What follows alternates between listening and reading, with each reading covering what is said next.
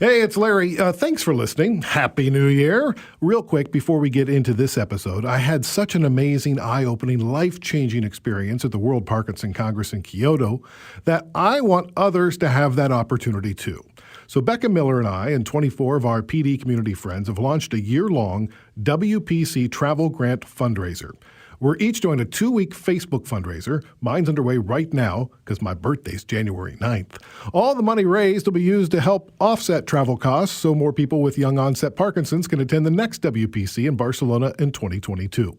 You can search out details on the When Life Gives You Parkinson's Facebook page or donate directly to the WPC website. Go to wpc2022.org/YOPD fund. If you or your business would like to supply matching funds, hey, good on ya. Email me at parkinsonspod@curiouscast.ca. And now, on with the show. Hi, I'm Larry Gifford. I have Parkinson's disease, and it's become an elephant in the bedroom. This is When Life Gives You Parkinson's.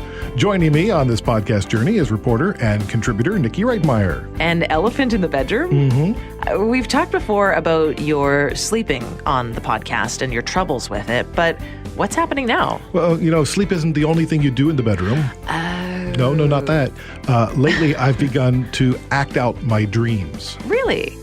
What do you mean by acting out your dreams? Well, many people with Parkinson's have very realistic dreams that can oftentimes be violent, and then they start to act them out. So you're making punches and you're kicking in your sleep and you're talking in your sleep, and it's very disruptive to the person next to you, and it could cause harm. Absolutely, if your sucker punch hits them in the jaw. Right, while they're in the middle of their dream. Very disastrous results, Nikki. So what can you do about that? Well, the first thing we did was to talk to friends about it. Rebecca sat down with Dina Grinnell, who's wife of Jim Smerdon.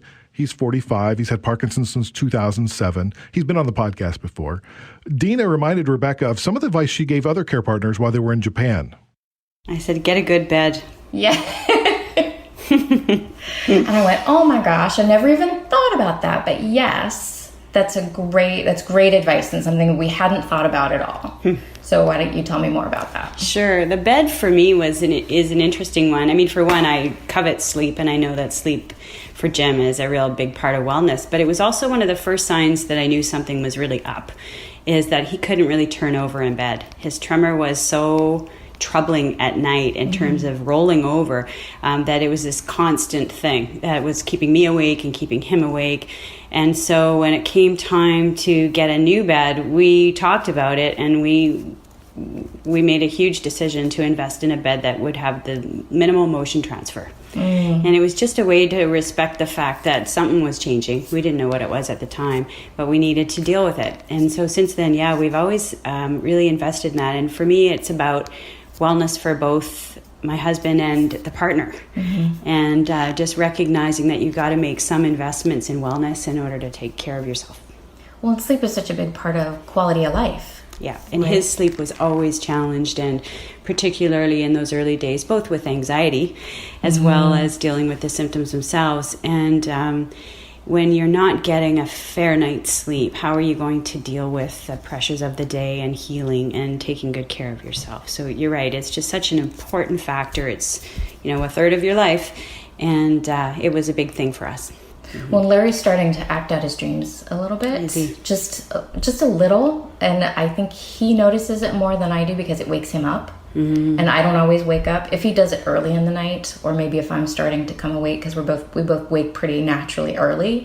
If I'm starting to come awake 5:30, 6 o'clock, he's probably still in REM sleep, right? And so he's in dreams, and so he's talking, and he's a little bit more active.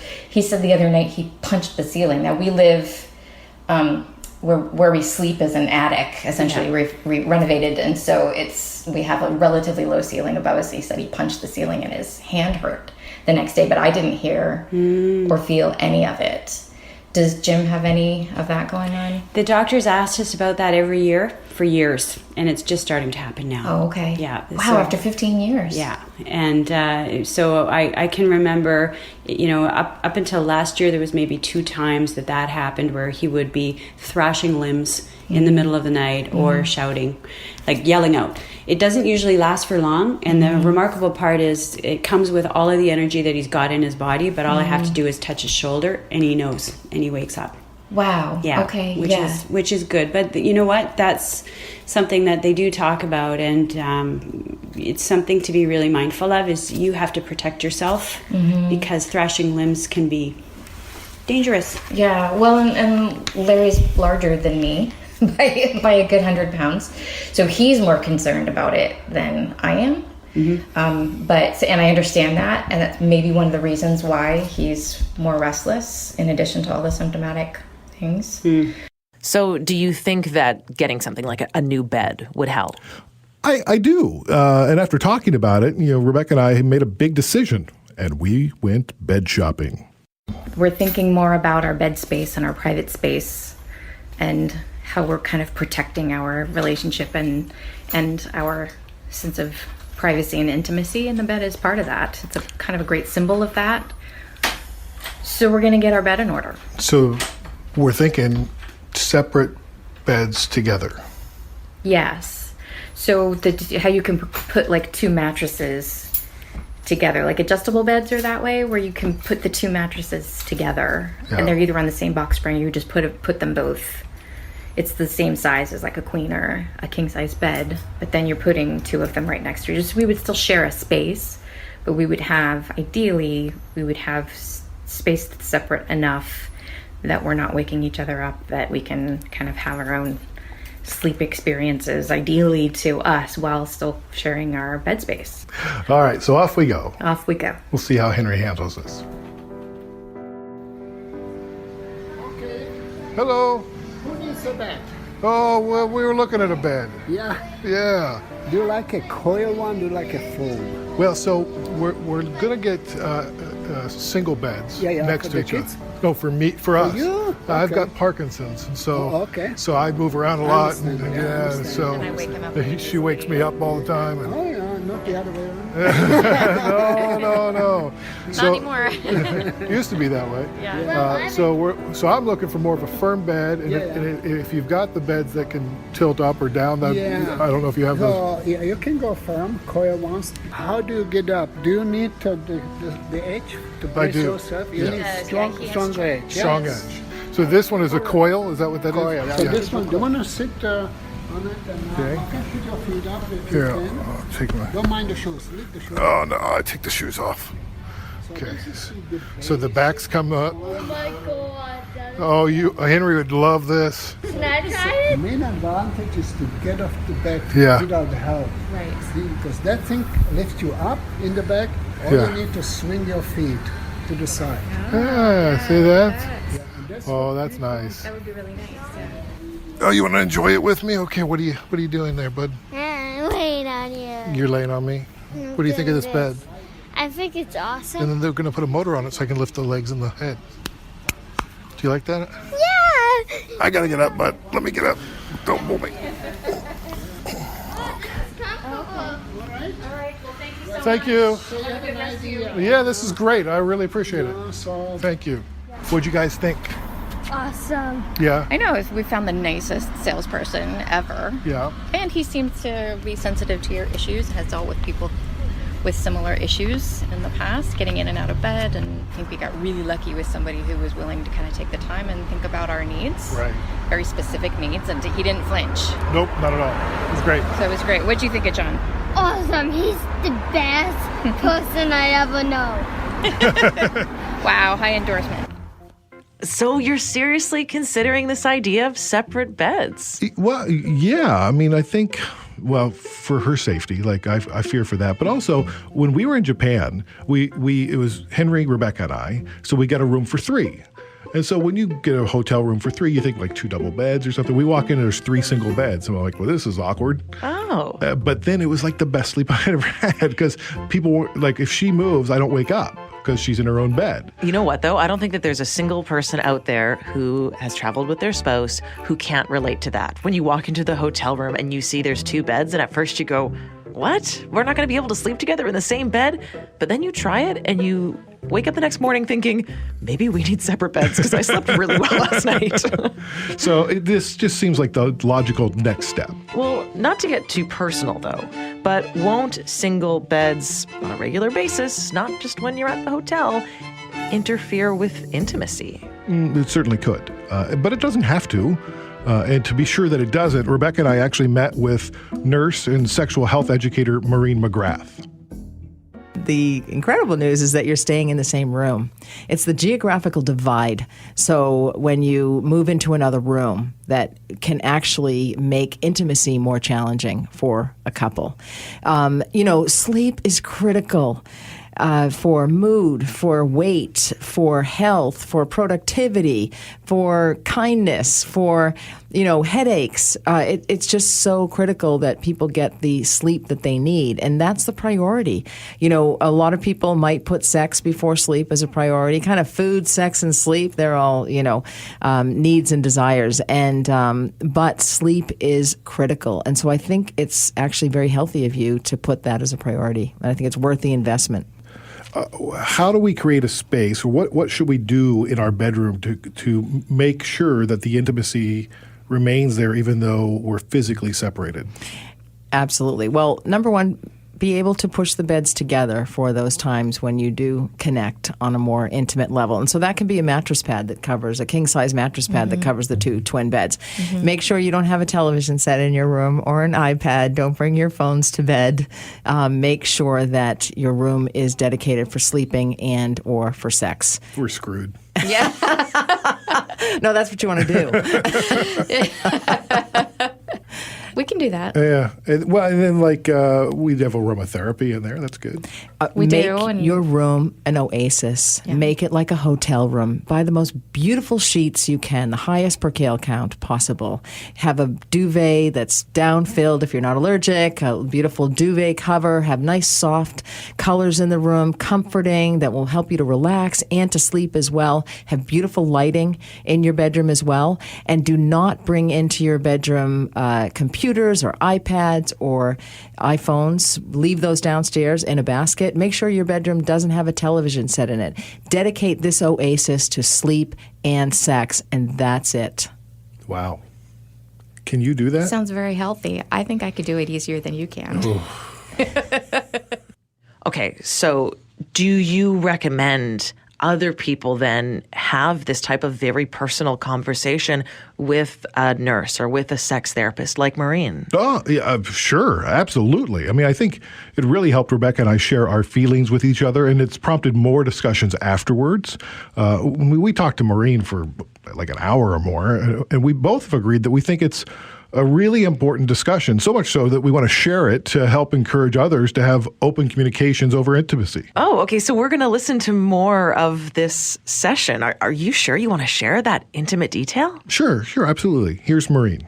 I may ask you some questions about your sexual health history or medical questions. You don't have to answer any of the questions that I ask. If at any time it gets uncomfortable, by all means, we can stop the interview. So you have seen other couples where one or both half of the couple is dealing with some sort of disease that does affect their I would say sexual probably health. about 70%. Okay. Wow. Maybe 80%, where one couple has a medical condition or a number of medical conditions that impacts the intimacy in the relationship. And that leads to maybe desire discrepancy or less frequency or, a less than exciting sex life than what they were used to or what had hoped for, or they want to learn some strategies on how to improve the intimacy, the excitement in the bedroom or wherever, because foreplay starts in the kitchen, quite frankly. Right.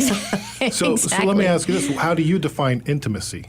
Intimacy is that connection, that ability to be vulnerable with that person that you are in a partnership with, that somebody that you love and care about. And we often hear, into me you see. It's that ability to be completely open, completely vulnerable, trusting, comfortable with that person, whether that be around your fears, your fantasies, your ideas, your thoughts, your beliefs, the caring. And so there's just so much that, is intimate intimate outside of the bedroom. We think of intimacy as only the physical act, and that's really an act that actually maybe underscores the love that people have for one another.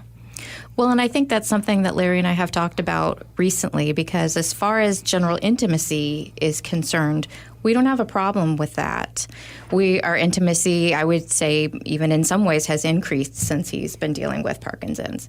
And that has always been a strong part of our relationship. And frankly, the sexual component of the intimacy has never been the most important part of our intimate relationship. That said, it's changing now because his body is changing and our relationship and our roles in our marriage are changing quite a bit. So I think we are viewing the sexual component of the intimacy differently. As a couple, we're viewing it differently, and then we're discovering that Larry and I are also seeing them a little differently as time goes by. And so the communication on it has kind of diverged when it used to be really easy. Right, exactly, because your roles have changed. You've gone from husband and wife. And, at the beginning of husband and wife, we hear for better or worse, but we only think about the better. You never think about the worse. And then it strikes most couples, nothing is perfect for everybody, and nobody is left unscathed in life. And also, what was the relationship like prior to the medical condition, the onset of the medical condition? And so if it wasn't so great for couples before that, one can't expect it. But also you said something, and it's human nature. When we can have whatever we want, ice cream every day, and then it's taken away, we kind of appreciate it a whole lot more. So you're like, wait a minute, I don't want this to end. So it's so that desire will wax and wane, and also you're young. Do you want to give up the sex aspect of your relationship? And also, okay, yes. No, neither of us do yet. Sometimes the men are a little bit more vocal on this. More adamant, Do I need to wear a sign? Exactly. But desire discrepancy is common in healthy couples and in couples where one is facing a medical condition. So there's so much. And then, as you said, Rebecca, the intimacy, you've never had a problem with intimacy. And so, I would ask, or I'd probe a little bit further. So what is intimacy to you? Vulnerability. I loved when you used that word. It's being able to trust another person completely so that you can say anything in their presence and know that it will be received and that you'll be loved and supported in return. That you can talk about things, and in our case, everything. I don't think there's anything that's off the table that we say we cannot talk about. And again, the sexual component of that has just always been just one of many things that has been part of our intimate relationship. I think I know we have really strong trust, and we always have. We have strong communication, although it's starting. We are challenged more than we ever have been in our marriage with communication, for sure. I'm having trouble interpreting nuance, and I can't read facial expressions the way I used to. Right. And so there may be some facial expressions that you may perceive as frustration, and that may be real, or that may not be real either. And so, Rebecca, you're probably feeling a little bit more tired these days as well, being the caregiver or part-time caregiver, if you will. And Larry, that goes along with the medical condition, Parkinson's disease, fatigue. Sure. Oh, yeah, I'm exhausted. Yes, and I know you've talked in the past about losing out on sleep and having real difficulty sleeping, and that can lead to mood issues and depression, and then you can feel vulnerable in a different kind of way, thinking, I'm a burden, or the breakdown of our communication is my fault or my problem, and I'm trying my best, and I'm confused, and you need to try and push through your discomfort to get to the other side of it, and so communication is so important. How do you push through discomfort? It's maybe for some couples, I suggest setting a day and a time for, we're going to have, this is our frustration half an hour. So these are the times that we talk to one another about what is bothering us today. It is a harm-free zone. There's no malice or forethought here. This is to help our relationship. This is so the two of us can be together, to be on the best path, and to try to understand one another and get to know each other on an even deeper level that you may not have ever thought was possible, but certainly it is, because challenges in life actually bring us closer together. You gave a look, Rebecca. I really like that idea, actually, because I think one of the miscommunications that we're having and kind of a breakdown is that there are much more frequent challenges in both of our lives these days, and neither of us likes to talk about them all the time. So it feels like then, okay, well, what's on my mind right now? What am I kind of over here stewing about? Is it really worth me bringing that back in when I know you're also having a really bad day, or you're really dyskinetic today, or your feet are having a lot of pain today or something? Do I really want to bring that into the situation? And most of the time, I decide no. So and then, why do you decide no? Because I don't want to make things worse. I don't know. I guess I'm weighing how important it is for me to express that at that moment versus what's valuable for you to know. So is it worth me expressing it, or is it okay for me to just kind of let that go and deal with it on my own? But the backup that happens then is that I forget to talk about it, or there's something, and then 4 things down the line that I feel frustrated or angry or irritated by, then that goes unexpressed, and then either it becomes like a blow up, or I get so irritated that I just can't talk about it, or something breaks down, some sort of communication breakdown happens. So that's why I had that reaction to the half hour a day. When we have that, is that a time for problem solving or listening? It's a time for listening, and it's a time for expressing your needs, I think, above all else. And you said something really important. You almost had a fear to express your needs because you don't want to burden Larry with that, and he probably feels the same way. You can never take care of anyone else until you take care of yourself first, and that means your needs and your desires as well. I liken it to when they educate you on a plane, and they say, if you're traveling with a small child, put the oxygen mask on yourself first and then your child, because you really need to take care of yourself first. And so you said it as well, Rebecca, that if you don't express your need, then they build up, and then that will get to an explosion. Whereas this way, it's kind of every day or every other day. It's whatever works for everybody. It's every other day. It's our tea time. We sit down and, here's how I'm feeling today, Rebecca. I'm in a lot of pain. I've been dyskinetic today. I didn't get any sleep last night. That might be why I'm moody. And so it's a real mindfulness conversation. And so it's sharing, it's back and forth, and listening is a huge component. Wow, you're really not holding anything back in this podcast, Larry. What does it feel like to share the most intimate parts of your relationship here? You feel very vulnerable and exposed, but having, that same feeling when I told people about Parkinson's, these are conversations that should be had. And I think it's easy to avoid them. It's easy not to talk about it. I mean, Rebecca and I, we've gone through spells where we think we're communicating, but we're not really saying everything we feel. And so I think it's really important to dig deep. Yeah, and to have those regular conversations. Right, yeah. And Maureen notes there's rules to having those regular conversations. So a time limit should be set, like 30 minutes. Remain calm. Don't be judgmental. One person talks at a time. The other has to listen. Yes. Not just prepare what you're going to say in response, but you got to listen to what the other person says, hear them. And you can divvy up the first 15 minutes as yours and the second 15 minutes as theirs, or you can do 5 and 5 and then 5 and 5 and go back and forth. And don't forget to, there are other types of intimacy. Oh, can you elaborate? I could, but let's let Maureen. The touching, the holding, the kissing, the cuddling. And that needs to be done in equal time to the 30-minute conversation time or tea time. So, making sure that you're connecting physically each day and bothering or saying thank you, showing kindness, appreciation, gratitude, looking at the brighter side, and just being mindful about what is going well. You have to congratulate the two of you on this journey that you've been on. I mean, this podcast, how many people you're helping, how you've shared your most intimate feelings with the world. I mean, that is something to be applauded and celebrated. And so it's those kinds of things that we forget to pat ourselves on the back and also pat our partners on the back as well.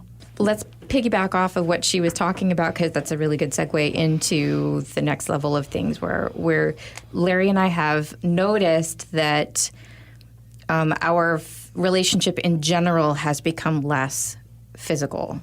And there's lots of affection and genuine affection and expressions of affection and gratitude and love, but less touching. And I think what I observe is that it's both ways. I think you think it's more me Why do you being think afraid. I believe you said that. Maybe I did. Yeah. But maybe not. Well, It doesn't surprise me. I feel as if I miss it more than you. That's probably true. But I think this is what's going on with me. Is that your body is changing. It is most of the time uncomfortable in some way for you to be in your body. So I am just kind of backing off and giving you space to heal and do your thing. What I've forgotten and what we've recently started talking about and trying to get back into is that the nurturing and the affection and the physical touch is actually part of your well-being and quality of life and healing process.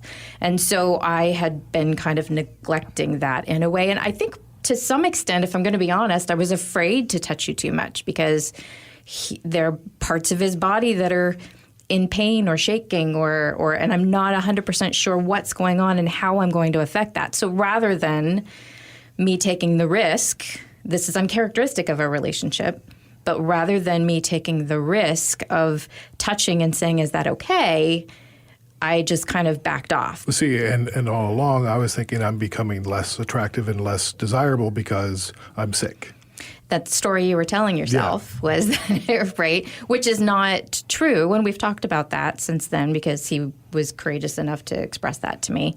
And that's not true. It's just that I'm trying to figure out how to address your body because it's changing. This is new for you, Parkinson's disease, and it's different for every patient, and the journey is so different. And so it sounds like you have a fear and a need as well. You have a need to be close. You have sexual desire, but you may have a little bit of fear around it. How do you express that now in this new role in which you're in, that as a caregiver, which kind of there's gray lines between the caregiver and the wife, and also adding that role to your wife, to being a wife, also increases the fatigue for you. And fatigue is the number one reason for low sexual desire in women. And for men, when men are stressed, and Larry, I imagine you've got to have some stress. That's how we manage it. But with the big job that you have, as well as Parkinson's disease, for men, typically men, and not all men, because some men suffer low sexual desire as well, but men welcome sex with stress, whereas women don't welcome it as much. When they're stressed, they don't want sex as much. So we were talking about how we had, have had less intimacy. We've had less sex. We were afraid to talk about it. I think we were both avoiding the topic until very recently, and I was trying to woo her, and she was afraid, and but it had been a year since we'd had sex, and we hadn't talked about it. Yeah, and I hadn't noticed until we went. We both kind of started to do the calendar in our head. Went, oh my gosh, because we had gone away about a year ago, and that was. And part of it, and to be honest, and part of it also is that we have a 10-year-old child who doesn't have very good boundaries about rooms, and and so and he plays a big role in that. He's a contributing factor, kind of a late sleeper, and so that's part of it. It's not the only reason. We certainly could figure out a way. But what was really interesting was when this first time in a year,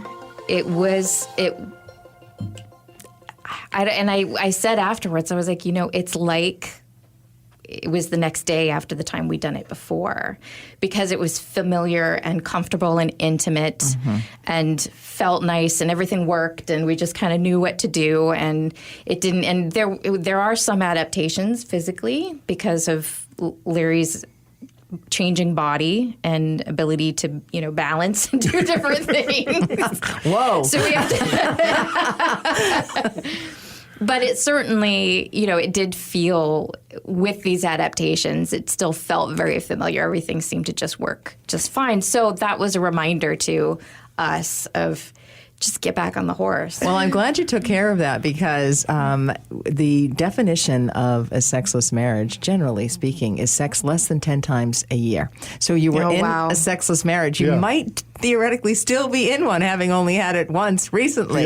Yeah. And you know what? Whether you have a medical condition or not, desire discrepancy is common in every couple, because nobody's going to feel like having sex at exactly the same time all the time.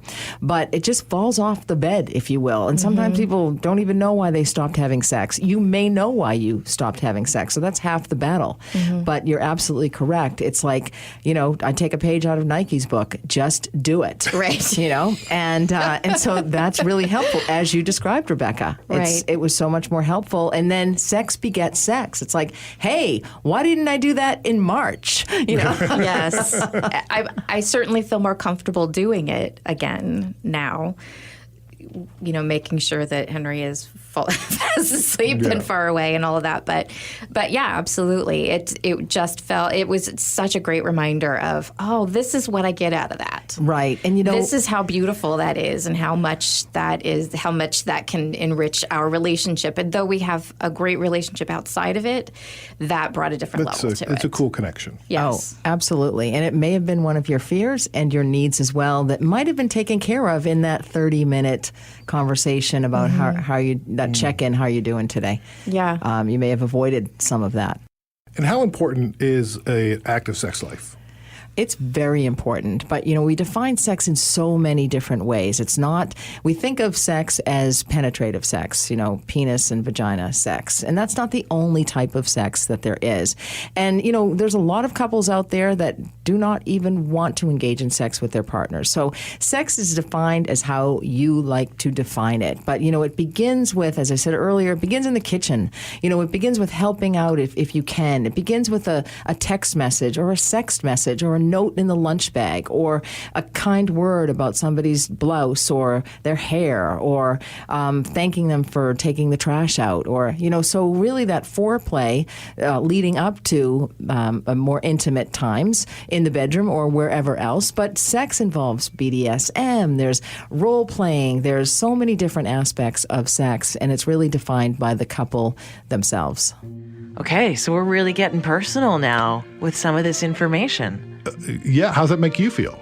I'm okay hearing about it. I mean, I think it's nice that you're sharing it in the sense that this is something that every person in their lives has to deal with in one form or the other, and that is the intimacy in their relationship. And for someone with Parkinson's, obviously, there's additional layers added to that. So I think it's really nice that you're so open and willing to talk about this. I think, if you're listening and you have Parkinson's, it's probably really refreshing to hear someone get so intimate and talk about the real problems in their lives. Well, and not only that, but this is happening to people that don't have Parkinson's too. Sure. Yeah. Of course. I think most marriages go through the ebbs and flows of, intimacy. And so, hopefully it sparks conversations even in the households of people without Parkinson's.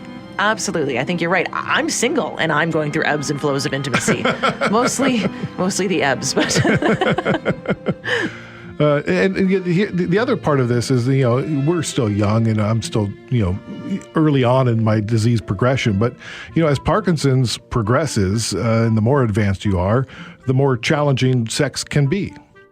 For couples who have difficulty, especially physical limitations that are affecting their sex life, I say number one, in praise of slow sex. And, more couples should take the time to slow down and enjoy the moment.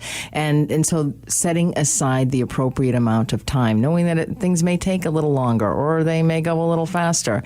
And so just understanding that and realizing that, putting your son to bed is going to be important, and maybe setting some limits for him as well. This is mommy and daddy time. And also taking that time. But also there are some devices and some pillows and some forms that you can purchase online as well that will help to position you or help to get you in a better position or help to rest. Maybe your legs need to rest on particular. So they're designed for people with disabilities in the bedroom. And there's also swings that you can buy as well for comfort. But there's a lot of different options that people can use. If there's pain medication that people take, you might want to take that a half an hour prior to, or medication for your Parkinson's disease. Make sure you take that prior to so that you're optimized, if you will. So you're on and not off. Exactly. Optimized for sex. And so get yourself in. So don't be hungry. Don't have any of those life stressors. If you missed breakfast and lunch that day, 4 o'clock that afternoon is probably not going to be the best time to connect because it might increase your frustration. But there's lots of support devices that can help in the bedroom. Actually address the needs is what I'm hearing. So not just go, oh, well, that's going to be too hard. We don't have time. We're not that interested anyway. So why bother? Instead, make it a priority to, okay, well, what do we physically, practically need? Absolutely. And scheduling sex is important. And, we have this idea that sex is supposed to be spontaneous. It never was. Even in the dating game, in the dating era, it was never spontaneous because you're thinking, oh, I'm going to see him on Friday night. Oh, what am I going to wear? What am I going to do? We're going to end up in bed, this, that. Friday night is going to be for this. And so now people get married and then they think, where did the spontaneous sex go? Well, you never really had it in the first place. Right. And so it's a good idea to schedule the amount of sex that you need. Get everything that you need. Order it ahead. What are some of the issues that you're having in the relationship physically? Write them down. Okay, where can I get some advice, from an occupational therapist perhaps, on the best device that will help to make this as comfortable as possible so I can enjoy it as much as possible. Well, and as you said earlier, it's not all about intercourse either. There's other ways to have sex. Yeah, same-sex couples will tell you that too. Right? Yes, exactly. Yeah. There are so many different ways to enjoy each other and each other's bodies and in the new body. And sex makes you feel so great, as you mentioned a little bit earlier, Rebecca. It helps with stress and it promotes sleep and, it reduces pain and it helps with mood. There are so many benefits to sex that, there's too many to name here, but, it's worthwhile, and keeping your sex life, however you define it, alive and paying attention to it. We pay attention to our bills and we get stressed by those, but we don't pay too much attention to our sex lives and we get stressed by that. So are you concerned that going into the future as the disease progresses that you may have to continue doing more and more of these types of therapy sessions? Well, I don't fear any kind of therapy. I love therapy. It's great. Just put me on a couch and let me kick back. I love talking about myself. What are you talking about? Fair enough. Okay. This is therapy. Right. You're my therapist. Did you know that? No, this is all part of the process, whether it's about Parkinson's or relationships, letting people know how you feel and where you stand and how you need them to support you, I think is really important. So true. And chatting with your partner about that is so fundamental. And I'm guessing that you and Rebecca have had a few more conversations about this since you met with Maureen. For sure. This is an ongoing conversation. I mean, you have to assimilate all this information. You've got to build new habits and then be sure not to fall back on those old roles. So let's go back to Larry and Rebecca's bedroom, which is where they regularly record the conversations they have at the end of each episode. We talked about how we were going to get rid of the screens and we weren't going to bring our phones to bed. And I said, that's going to be hard for us. And you said, well, it'll be easier for me than you. How you doing with that? You're calling me on it. No, I think I do really well with giving us time and space.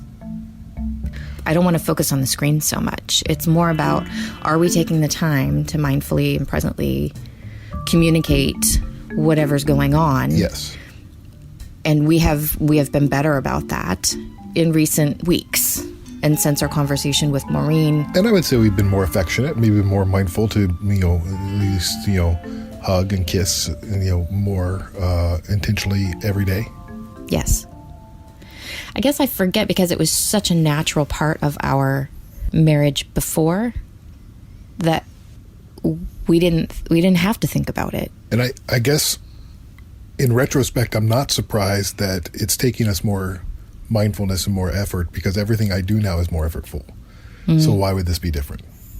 Right. If I don't put intention to things, they don't happen, like walking. Right. So, kissing my wife also takes mindfulness and effort and intention. Right. Where before it was just sort of part of our everyday. It was effortless. Yeah. Thanks, Parkinson's. Yeah. But every marriage at some point needs to be reminded of what they mean to the relationship, and that they're not something that, we can just kind of let that go. I suppose I wasn't aware of how that might affect our relationship, and it did begin to. And now that we're connecting on that in that way more regularly, that has increased our comfort level with each other's bodies, increased our comfort level with affection, and I'm less afraid of touching you. I think we're just more in tune because we are communicating more. It seemed very difficult for me to imagine the idea of us growing apart. Yeah. And I don't believe we have grown apart, but it could have gone that way if we'd let it go too long. Because by then it would have been, now it's really uncomfortable to try to approach that topic. And right, I can see how marriages get there. You hit a bump in the road, some sort of really big practical challenge or emotional challenge or grief or something that a couple is dealing with, and then you're just kind of dealing with it, and in that place, in that survival place of dealing with it. And then time goes by and you haven't nurtured your relationship, and you've grown apart and you didn't even realize it was happening. Well, the other day we had a very honest conversation, and you were having a hard time with my inability, my inattention to your life compared to my life with Parkinson's. You referred to Parkinson's as the elephant in our relationship. I feel like I'm seeing the elephant for what it is better. It's still an elephant. I can acknowledge and work around the elephant in the room. I don't know that that'll be true tomorrow, but that's how I'm feeling about it today. Just acknowledging the elephant and seeing exactly, or at least more clearly, how it's affecting our relationship and me and you. And every day that becomes more clear as we hit new challenges, as this comes up, as that comes up. It's always changing, and so there's always a new lesson. Yeah, I mean, one of the frustrations you brought up is by the time I get home from work, so I've been giving, my energy to work, and I give my energy to the podcast, and I give my energy to the Parkinson stuff and my own health, and then I come home and I'm out of energy, and I've not left any for the family. I feel like everything else is getting the best Larry, the high energy Larry, the Larry that's on and present. And then when you come home, you should relax in your house. At the same time, that's frustrating because we want you to do stuff and be with us too, the way that you are doing these other activities. I understand why you don't have energy for all of it. That doesn't make it any less frustrating. Mm-hmm. And Henry feels that too. Yeah. So I don't know that there's a solution to that at this point, other than let's be mindful of it and see how things evolve. This pace that you are at right now, I know you can't keep that up forever. I agree. So we have to be mindful of that, and be mindful of how it's affecting our relationship, our family, your relationship with Henry. Yeah, and we're doing one of the things that people say you need to do, which is we're getting away. So we're leaving Henry at home with my sister, and we're going to New York City on Monday, and we're going to celebrate our 20th anniversary. Yay. Happy anniversary, honey. Happy anniversary. What people may not know is that we basically dated in New York City. Yeah, well, you were living there. It was long distance relationship for up until a month before we got married. Yeah. Now we get to go back on our 20th anniversary, and that's very meaningful to me. Yeah. And it'll be romantic and sweet, and revisiting our old haunts and my old neighborhood where we had our first kiss. And we can reconnect. And, I think by retracing some of those steps, it will reignite the romance and the passion. And it already is. Because of that conversation, because we acknowledged, and because it's more just a part of our relationship again, the romance and the sex and all of that, I just feel like we're on an upswing. It's begun. Yeah. I love you. I love you. In this episode, we discussed how having Parkinson's doesn't mean you have to give up intimacy or sex with your partner, but it can mean having somewhat difficult conversations, not just with your partner. This topic also seems to be a tough one for neurologists to tackle too. Gila Bronner is the founder and was director of the sex therapy service at Sheba Medical Center in Israel for 15 years. She's also a sex therapist at the Movement Disorders Institute of this hospital. She says despite the fact that 3/4 of all Parkinson's patients have sexual difficulty of some kind, it's still not discussed as openly as it should be. Well, neurologists, as well as nurses, as well as other health professionals, are not taught about it. Even today, when sex is spoken so much around on the internet, on TV shows, in films, they don't teach them. Now, what do they don't teach them? First, the association between various aspects of a disease and sexuality. For example, in Parkinson, we have a lot of non-motor symptoms, we have motor symptoms, and we have medications, and we have other treatments.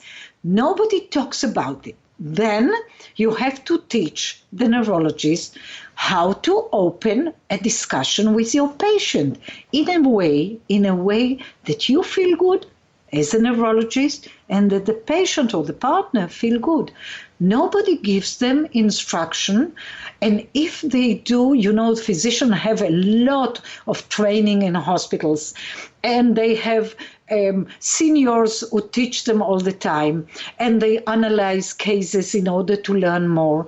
But nobody asks, did you ask the person about his sexual life? How did you ask? What was the answer? What would you answer later? What can you check? Can you refer this patient maybe to a urologist, maybe to a gynecologist, maybe to a couple therapist, maybe to a sex therapist? Nobody talks about it. There are some helpful tips for navigating difficult conversations with your neurologist. Number 1, email your doctor ahead of the appointment about sensitive issues that you want to address.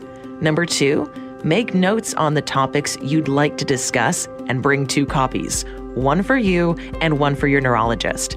Do this at the beginning of the appointment to stress that there are issues that you want to address. Number 3, don't be afraid to ask questions if you don't fully understand what your doctor is saying.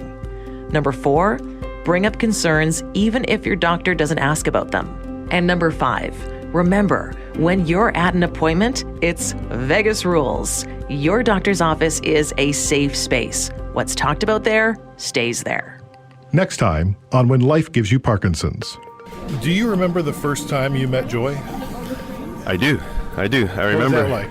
I remember the first time very clearly. I'm Joy Milne. My husband, when he was 45, was diagnosed with Parkinson's, but I, in actual fact, smelt a change in his odour 12 years before that. I was giving a talk, and at the end of my talk, I entertained questions. I was very, very nervous about doing this. This is when Joy And I stood up and I said, well, asked me about Parkinson's and the odor of Parkinson's, and why are we not using the fairly strong smell of Parkinson's to diagnose it earlier. Yeah, I was just flabbergasted and confused. Total silence in the room. I didn't really understand what she was talking about, but I definitely remembered it because it was very unusual. People with Parkinson's have a definite smell. You know, the very first experiment was with 12 people, but we cut all the t-shirts in half, so she had to go through 24 samples. She got 11 out of the 12 people correct. People that didn't have Parkinson's, she said didn't. People that had Parkinson's, she said did. And then the one mistake that she made was a healthy control. This particular individual, months later, had come to me and said, "Tilo, you're going to need to put me in the Parkinson's group because I've just been diagnosed." This is When Life Gives You Parkinson's, a Curious Cast podcast. Our presenting sponsor is Parkinson Canada, parkinson.ca. Thank you to our special guests today, Dina Grinnell, Gila Bronner, Maureen McGrath, and you can check out the show notes to links to Maureen's TEDx talk and her radio show and a lot more. Also, special thanks to our promotional partners, Spotlight YOPD, the only organization in the world with the singular focus of raising awareness of young onset Parkinson's disease. You can find them at spotlightyopd.org. And in the U.S., Parkinson's IQ Plus U. This is a free series of Parkinson's events from the Michael J. Fox Foundation to educate and empower people with Parkinson's and their partners. Go to michaeljfox.org/PDIQ. And thank you for listening. Please take a moment to subscribe to this podcast on Apple Podcasts, Spotify, CastBox, or wherever you listen to podcasts. While you're there, give the show a rating and please leave a comment about why you enjoy listening to the podcast. Check us out on social media. It's at Parkinson's Pod on Facebook, Twitter, and Instagram.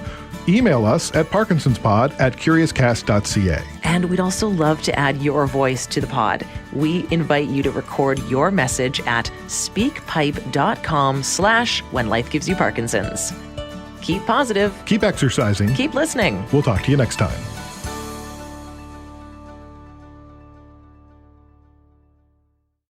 Canada may be known for its landscapes and friendly people, but beneath the surface lies a darker side of crime, history, and the paranormal. Since 2017, the award-winning Dark Poutine podcast has explored the shadowy corners of the Great White North and beyond, delivering chilling tales from a uniquely Canadian perspective. Hosted by Mike Brown and Matthew Stockton with over 300 episodes and fresh releases every Monday, Dark Poutine is your weekly ticket to the creepier side of Canada.